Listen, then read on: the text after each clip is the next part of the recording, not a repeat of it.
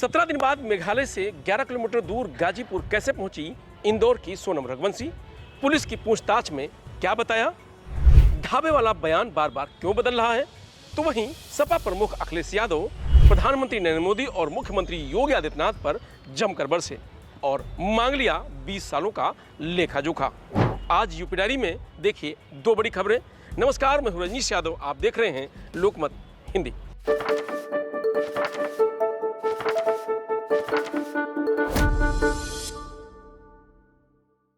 इंदौर के सोनम रघुवंशी 17 दिन बाद यूपी के गाजीपुर में एक ढाबे पर बदहवास हालात में मिली।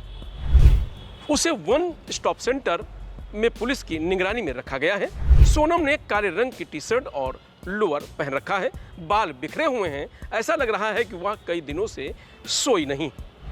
सोनम अपने पति राजा रघुवंशी के साथ मेघालय हनीमून पर गई थी। उस पर आरोप है कि उसने सुपारी देकर पति राजा रघुवंशी की हत्या कराई है। 2 जून को सर्च ऑपरेशन के दौरान ट्रांसपोर्ट कारोबारी राजा का शव मिला था। हालांकि उस समय सोनम का पता नहीं चला था। सोनम की तलाश में पुलिस सर्च अभियान चला रही थी। आज यानी 9 जून को वह मेघालय से करीब 1100 किलोमीटर दूर गाजीपुर में मिली है। एक महिला इंस्पेक्टर ने उससे पूछा कि वो यहाँ तक कैसे पहुंची। जवाब में सोनम ने कहा कि मुझे कुछ याद नहीं है। उस ढाबा संचालक साहिल यादव ने बताया कि रात 1 बजे सोनम ढाबे पर पहुंची और रोने लगी।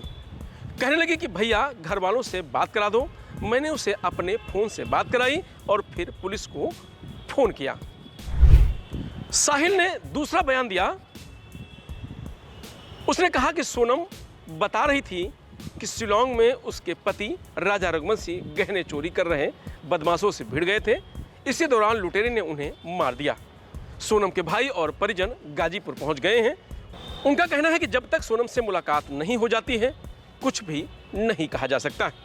तो वहीं यूपी के एडीजी कानून व्यवस्था अमिताभ यस ने कहा कि सोनम रघुवंशी ने सुबह करीब 3 बजे अपने परिजन को फोन कर बताया कि वह वाराणसी गाजीपुर मुख्य मार्ग पर काशी ढाबे पर है।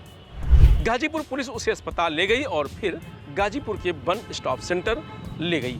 इस मामले की जांच के लिए मेघालय पुलिस इंदौर में मौजूद थी।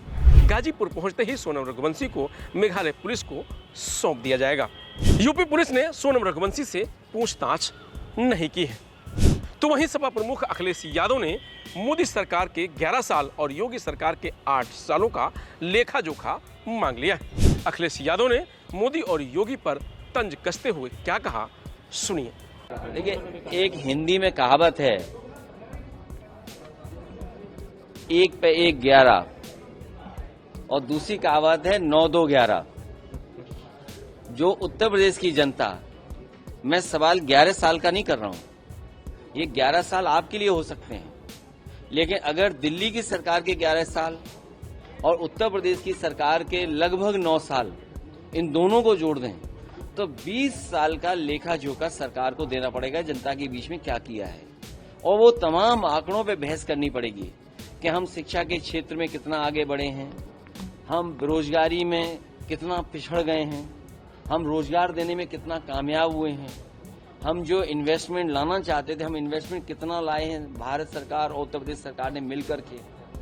और उत्तर प्रदेश के लोग तो ज्यादा आकलन इसलिए करेंगे क्योंकि देश के प्रधानमंत्री यहां से हैं और जो योजनाएं चल रही हैं उससे नहीं लगता है कि दिल्ली और लखनऊ में कोई तालमेल है। ये बात मैं नहीं कहना चाहता हूं, वो योजनाओं में दिखता है। जो गांव गोद लिए जाते हैं और अगर लिए हुए गोद जो गांव हैं उनकी तस्वीर न बदले तो कहीं ना कहीं प्रश्न लगता है। और अगर प्रश्न लगाने का काम कोई कर रहा है तो वो उत्तर प्रदेश की सरकार है। अगर प्रधानमंत्री जी ने गोद लिया गांव और उस गांव की तस्वीर नहीं बदली तो प्रश्न लगता है उत्तर प्रदेश की सरकार पर।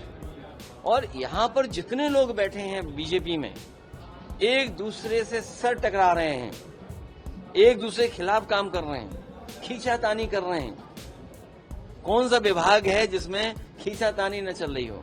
और सोचिए 11 साल की यही उपलब्धि होगी कि एक आईएएस को अंडरग्राउंड होना पड़ रहा है, कमीशन को लेकर के झगड़ा हो रहा है, बंटवारे को लेकर के झगड़ा हो रहा है, आप पानी पीने का नहीं दे पा रहे शुद्ध, गांव में अभी भी कूड़ा गंदगी भरी पड़ी है, आप किसान को फेस नहीं करना चाहते हैं, इसलिए आप एरियल सर्वे कर रहे हैं।